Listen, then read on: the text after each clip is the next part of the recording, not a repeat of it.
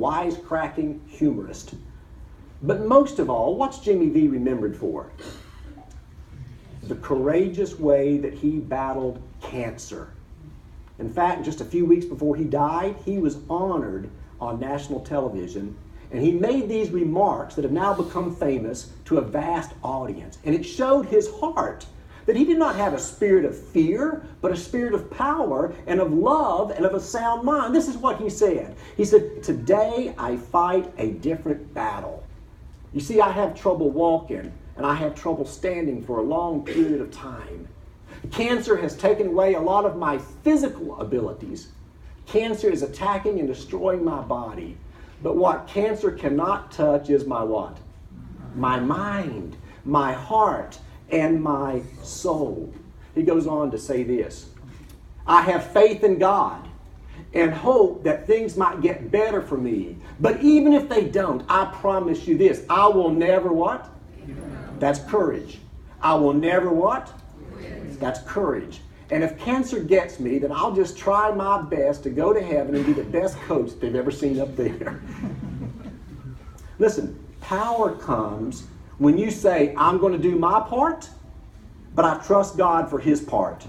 I'm hoping, I'm praying, I'm not going to give up, but at the end of the day, I'm going to cast all my anxiety upon him because he cares for me." Remember 1 Peter 5:7 that we looked at last week?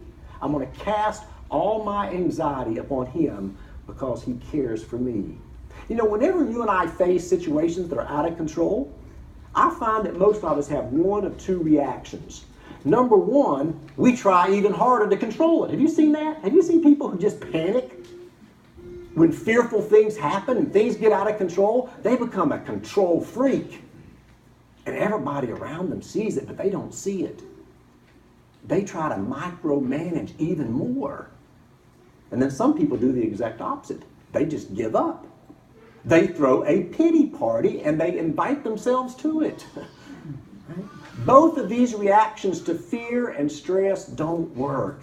Instead of being a victim or becoming hyper-controlling, we're better off to pray the prayer of serenity, right? How many of you know the serenity prayer? Right? Millions of people say this every day. Say it out loud with me.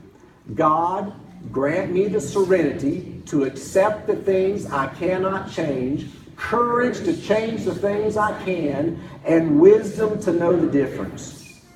But have you ever read the last 8 lines of the serenity prayer? You know, this was written by a theologian. And most of you don't remember the last 8 lines. This is how it goes. You don't have to say this out loud, but read it with me.